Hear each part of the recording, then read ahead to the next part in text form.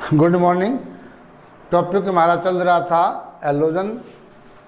इसमें लास्ट दो पार्ट रह गए थे, ऑक्सो अम्ल और अंतरा हैलोजन। तो पहला है ऑक्सो अम्ल।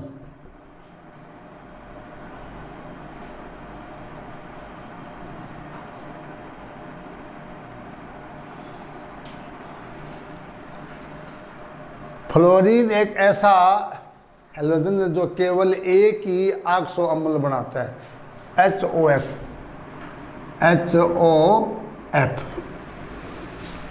जिसका नाम है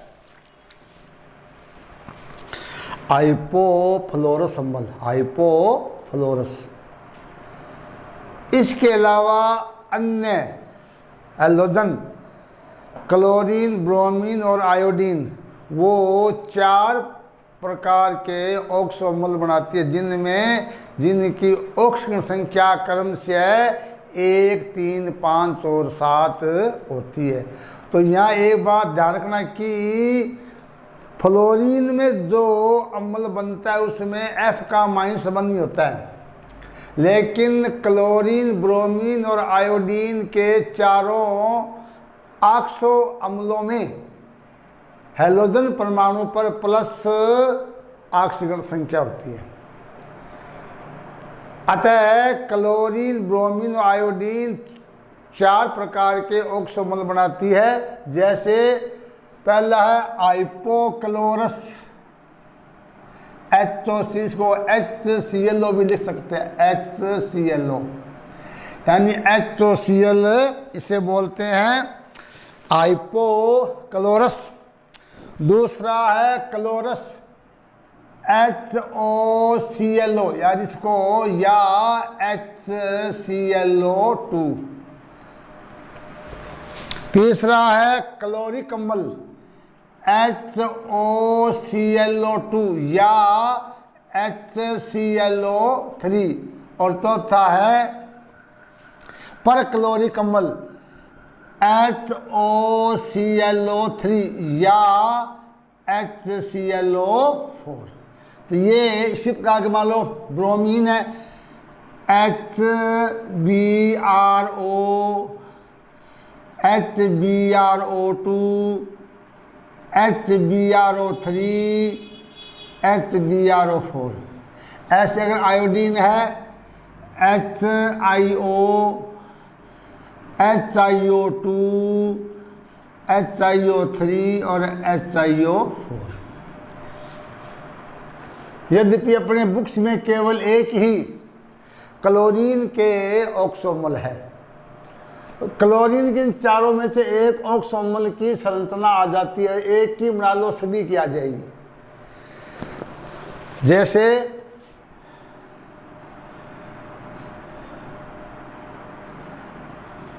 HOCl, ये होगी HOCl की। दूसरा है HClO,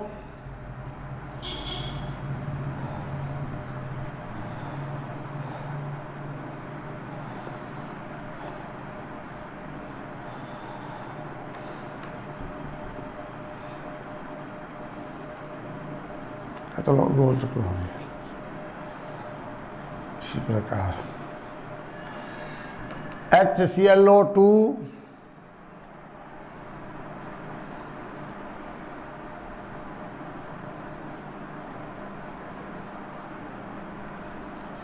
और HOClO3, HOClO3।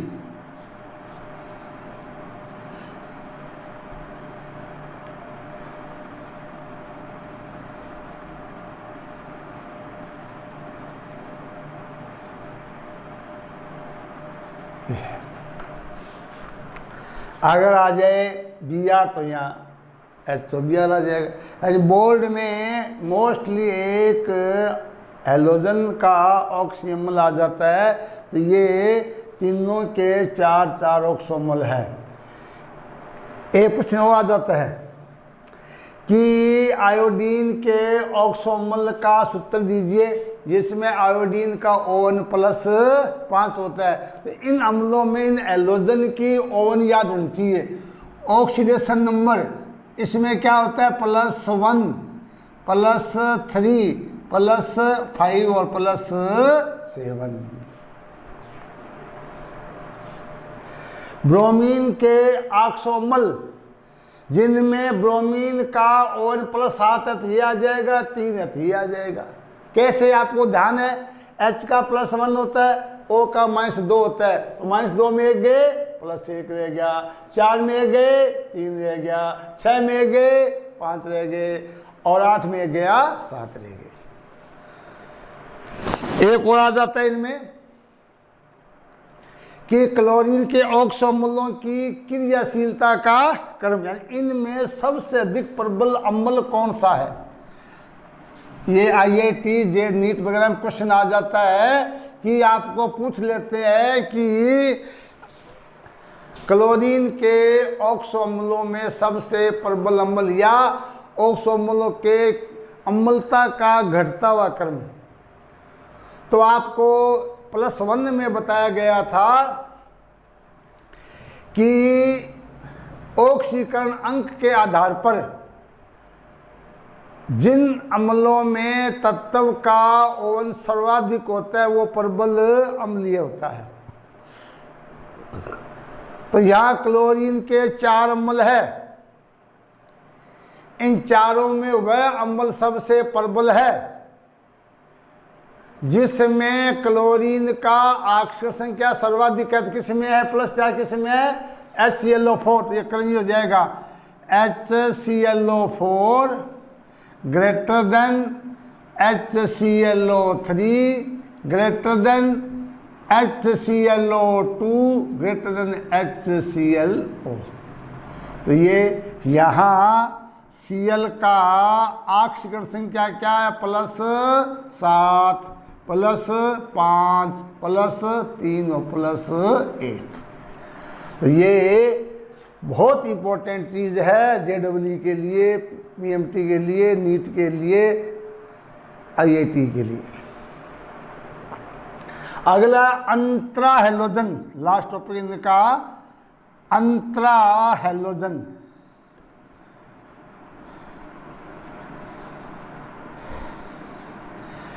यानी हेलोजन आपस में क्रिया करके जो यौगिक बनाते हैं उन्हें अंतरा या अंतर या इंटर हेलोजन कहते हैं।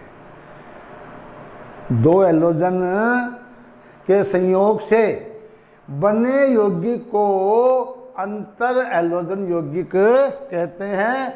इसे x डैश द्वारा प्रदर्शित करते हैं, जहाँ x क्या है, हेलोजन जिसका परमाणु आकार बड़ा है, परमाणु आकार बड़ा, x डैश परमाणु आकार छोटा, यानी कि अधिक विद्युत ऋणात्मक और कम विद्युत ऋणात्मक। तो इसमें उदाहरण हम ले सकते हैं IF3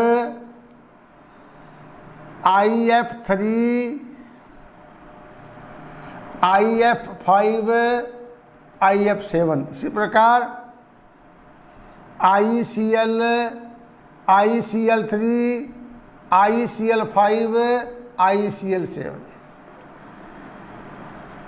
BRF3 BRF5 BRF7। यानी कि पहले वाला जो हेलोजन है वो बड़े आकार का होगा, दूसरा छोटे आकार का। अब इसमें 2-3 बातें हैं। एक तो इसका सामान्य सूत्र है।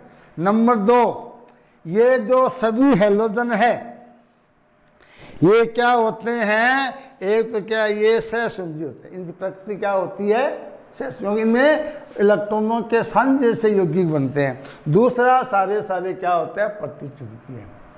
परीक्षा की दृष्टि से इनमें याद रखना है तो इनका संकरण, एक इनकी ज्यामिति का कारण क्या है। अब देखिए यहाँ संकरण क्या होगा, sp3 2021 में आपके IIT हो, चाहे नीट हो, चाहे जेट हो, इनमें एक क्वेश्चन पूछा जाता है। तो याद रखिए, चाहे IF है, ICL है, IBR है, CLF है, BRCL है, BRF है, इसमें क्या sp3 होगा और IF3, ICL3, BRF3 में sp3d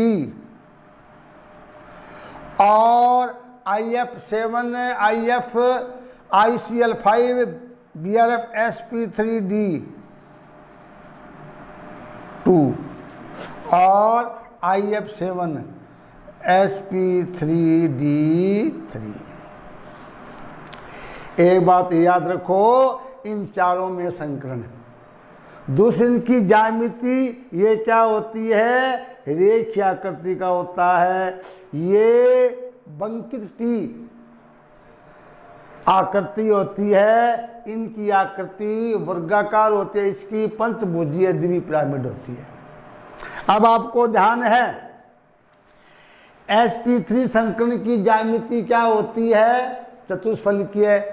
यह आकृति क्या होगी, रेखीय होगी। क्यों होगी, क्योंकि इसमें एकांकी इलेक्ट्रॉन युग्म के कारण, एकांकी इलेक्ट्रॉन युग्म के कारण क्या होता है, जो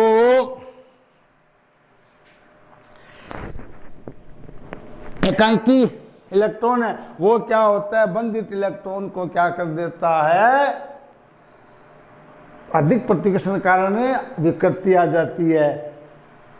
BRF3 संकरण sp3d आकृति क्या होनी चाहिए थी, त्रिकोणीय पिरामिडी। त्रिकोणीय पिरामिडी होती क्या है, बंकित। कारण कि इसमें VSEPR सिद्धांत के अनुसार BR में दो कक्षों में क्या होता है, दो कक्षों में एकांकी इलेक्ट्रॉन युग्म होते हैं, जिनके कारण इनकी आकृति त्रिकोणीय पिरामिड न होकर यह बंकित रह जाती है। BRF5 ICL5 में क्या आकृति होनी चाहिए थी, अष्टफलकीय, लेकिन दो एकांकी इलेक्ट्रॉन युग्म होता है, एक एकांकी इलेक्ट्रॉन युग्म होता है, इस कारण अणु आकृति में विकृति आ जाती है और ये पिरामिडी आकृति बन जाती है। उसके बाद में IF7, यहाँ आकृति पंचभुजीय त्रिकोणीय, त्रिकोणीय या पंचभुजीय त्रिकोणीय होती है। अब यहाँ आपके पाठ्यक्रम में तीन आकृति है, किस किस की है, ECl2 माइनस BRF3 आपकी किताब में दी हुई है, BRF3। उसके बाद में ICl4 माइनस IF7। इन चार में से एक आकृति बोर्ड में पूछी जा सकती है, क्योंकि आपके बुक में दो आकृतियां दी हुई है। तो पहला इसमें संकरण हो जाएगा sp3, यहाँ sp3d, यहाँ sp3d2 और यहाँ sp3d3। आकृति क्या इसकी होगी, रेखीय है, ये होगी बंकित टी, बंकित टी। ये होगी वर्गाकार और समतलीय।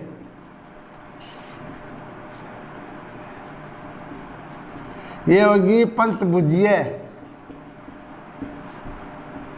पिरामिडी।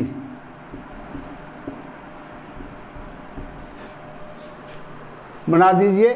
देखिए इसमें एक Cl ये, एक Cl ये,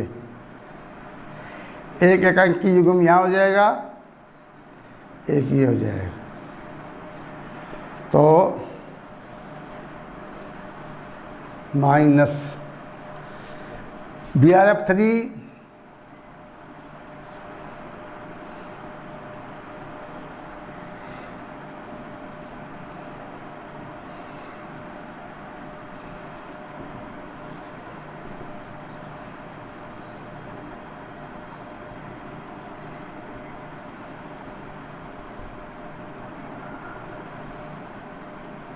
बंकित T और ICl4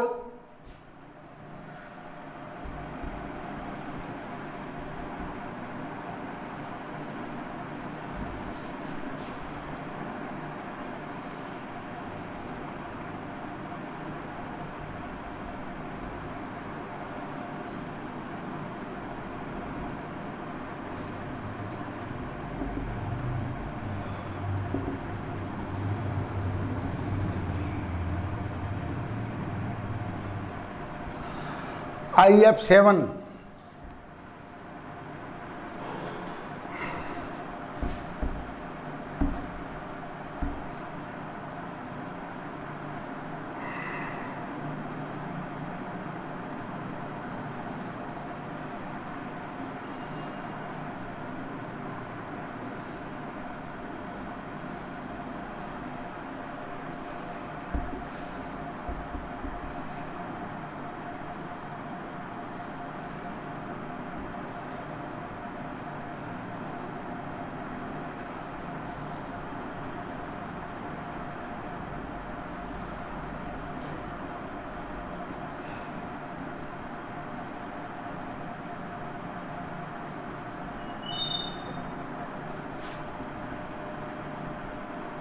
ये देखिए, इन चार में से एक नंबर का क्वेश्चन आ सकता है। ध्यान समझे प्रश्न क्या आएगा कि यद्यपि ICl2 में sp3 संकरण है, ज्यामिति रेखीय होती है। ऐसे चारों क्वेश्चन बनते हैं और चारों की व्याख्या VSEPR सिद्धांत के द्वारा की जाती है। ICl2 में sp3 संकरण है, इसलिए ज्यामिति चतुष्फलकीय होनी चाहिए थी, लेकिन दो एकांकी इलेक्ट्रॉन युग्म की उपस्थिति के कारण एकांकी इलेक्ट्रॉन में प्रतिकर्षण अधिक होता है, जिसके कारण ज्यामिति में आकृति में विकृति आ जाती है। Brf3 होना चाहिए त्रिकोणीय पिरामिडी, लेकिन होता क्या ये बंकिटी। क्यों कि Br के दो sp3d कक्षकों में एकांकी युग्म होते हैं, जिनमें अधिक प्रतिकर्षण के कारण आकृति में विकृति उत्पन्न हो जाती है। इसी प्रकार ICl4 माइनस, इसमें भी केंद्रीय परमाणु I के दो sp3d2 कक्षकों में एकांकी युग्म होते हैं, जिनमें अधिक प्रतिकर्षण के कारण ज्यामिति में परिवर्तन आ जाता है, जबकि IF7 आकृति वही है जो होनी चाहिए, क्योंकि इसमें कोई भी इलेक्ट्रॉन एकांकी युग्म नहीं है। यह आकृति क्या होती है? पंचभुजीय द्विपिरामिडी ही होती है। तो ये थे अंतरा हैलोजन। तो ये सब बातें थी हैलोजन के सामान्य गुणों में। अब आता है इसमें व्यक्तिगत विषय कौन कौन। एक तो है क्लोरीन हाइड्रोक्लोरिक अम्ल, दो ही इसमें सदस्य है। महत्वपूर्ण है क्लोरीन। क्या है? क्लोरीन। क्लोरीन गैस की खोज सिले नामक वैज्ञानिक ने की थी, जिसको नाम दिया गया डेवी द्वारा। ये नाम आया है क्लोरस से, मतलब हरा पीला, यानी कि एक तो ये विषैली गैस और हरी पीली होने के कारण इसका नाम किससे लिया गया है? क्लोरस से लिया गया है। इसमें भी 8-7 बिंदु, एक बिंदु आ जाता है। एक तो है प्रयोगशाला विधि। वो प्रयोगशाला में क्लोरीन का निर्माण मैग्नीज डाइऑक्साइड, पोटेशियम डाइक्रोमेट या पोटेशियम मैग्नेट के साथ हाइड्रोक्लोरिक अम्ल की क्रिया से किया जाता है। जैसे MnO2 मैग्नीज डाइऑक्साइड को संदर हाइड्रोक्लोरिक अम्ल के साथ गर्म करते हैं तो क्लोरीन गैस बनती है।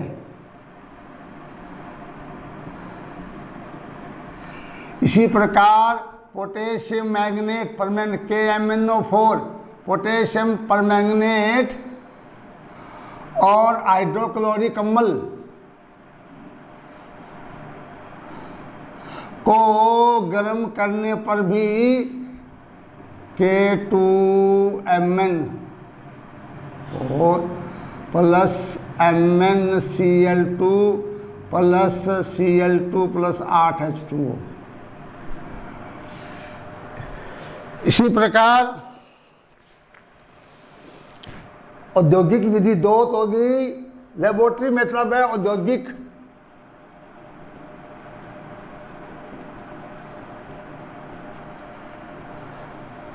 तो चूंकि कई बार क्या होता है केवल समीकरण आ जाता है, परीक्षा में आपको ये दे देगा, समझाएंगे कौन सी है, क्लोरीन निर्माण है। अगर औद्योगिक में इसमें 2 विधियां हैं, एक तो है डिक्कन विधि। डिक्कन विधि इसमें हाइड्रोक्लोरिक अम्ल को O2 के साथ क्यूप्रस क्लोराइड की प्रेजेंस में जब गर्म करते हैं तो क्लोरीन गैस प्राप्त होती है। और दूसरी है नेल्सन सेल। ये 10वीं की विज्ञान में आपको कास्टिक सोडा या 11वीं में 4 धातुओं में NaOH का निर्माण किया था, वहाँ ये नेल्सन विधि आती है। अभी इस विधि में सोडियम क्लोराइड के संतृप्त विलयन, इसे बोलते हैं ब्राइन। सोडियम क्लोराइड के संतृप्त विलयन को ब्राइन बोलते हैं। जब ब्राइन का विद्युत अपघटन करते हैं तो क्लोरीन की प्राप्ति होती है। ध्यान रखना, इंपॉर्टेंट अभिक्रिया है। नेल्सन सेल में एनोड पर क्लोरीन प्राप्त होती है, कैथोड पर हाइड्रोजन, मध्य भाग में कास्टिक सोडा, यानी सह उपजात के रूप में यहाँ क्लोरीन मिलते, जो कि औद्योगिक विधि है। तो परीक्षा में पूछ सकते हैं क्लोरीन बनाने की डिक्कन विधि का समीकरण या नेल्सन विधि का समीकरण। उसके बाद क्लोरीन के 4-5 गुण बड़े इंपॉर्टेंट है। एक गुण आपको पूछा जा सकता है। कौन कौन से है? 2 तो ये हो गए विधियां। तीसरा गुण इसका हो जाएगा इसकी मुख्य क्रियाएं। एक तो है अमोनिया के साथ, हालांकि पीछे मैं अमोनिया के साथ क्लोरीन की क्रिया आपको बता दी है, फिर भी दोबारा बता देता हूँ। अमोनिया के साथ क्लोरीन की क्रिया 2 शर्तों में होती है। एक में तो अमोनिया की अधिकता, दूसरे में क्लोरीन की अधिकता। यदि अमोनिया की अधिकता है तो अमोनिया और क्लोरीन की क्रिया से बनता है अमोनियम क्लोराइड और नाइट्रोजन गैस। यदि क्लोरीन की अधिकता है तो विस्फोटक पदार्थ नाइट्रोजन ट्राइक्लोराइड बनता है। चौथी क्रिया है NaOH, 2020 में आई हुई है। NaOH के साथ क्लोरीन की क्रिया 2 प्रकार से होती है। एक तो होता है ठंडा और तनु NaOH, एक होता है सांद्र और गर्म। बोर्ड में आई थी ठंडे और तनु NaOH के साथ। तो 2 क्रिया है कि जब नंबर 1 ठंडा और तनु कास्टिक सोडा के विलयन में, जब ठंडा और तनु कास्टिक सोडे के विलयन में क्लोरीन गैस प्रवाहित करते हैं तो हाइपोक्लोराइट NaClO प्राप्त होता है, यानी NaClO। और अगर सांद्र और गर्म NaOH से क्लोरीन क्रिया करती है तो सोडियम क्लोरेट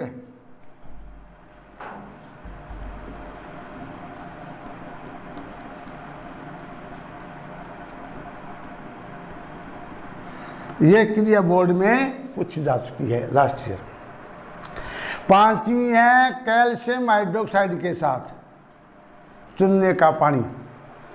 तो ये भी इम्पोर्टेंट क्रिया है कि जब कैल्शियम हाइड्रोक्साइड के विलयन में क्लोरीन गैस को प्रवाहित करते हैं तो विरंजक CaOCl2 क्या होता है? विरंजक चूर्ण। क्या बनता है? विरंजक चूर्ण की प्राप्ति होती है। 6ठी, कार्बन मोनोऑक्साइड।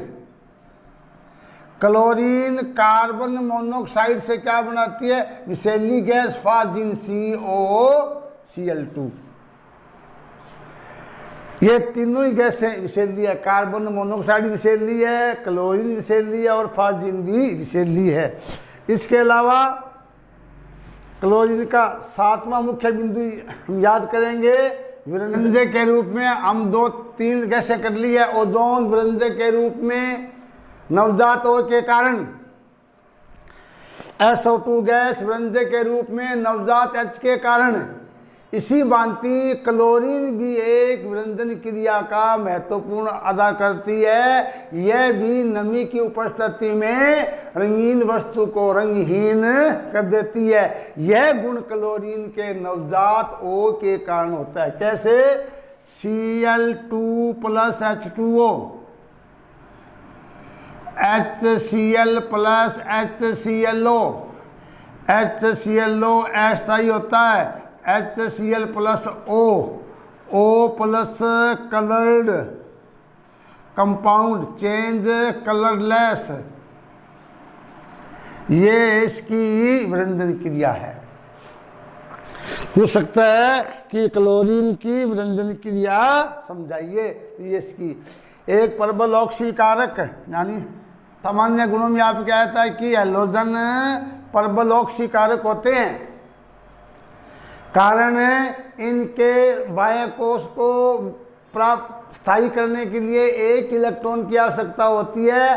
अतः क्लोरीन तुरंत 1 इलेक्ट्रॉन ग्रहण करके स्थायी विन्यास प्राप्त कर लेती है। अतः यह प्रबल ऑक्सीकारक के रूप में होता है। अगला है रंगीन, कि क्लोरीन हरी पीली क्यों होती है या हैलोजन रंगीन क्यों होता है? जवाब दे दिया गया है।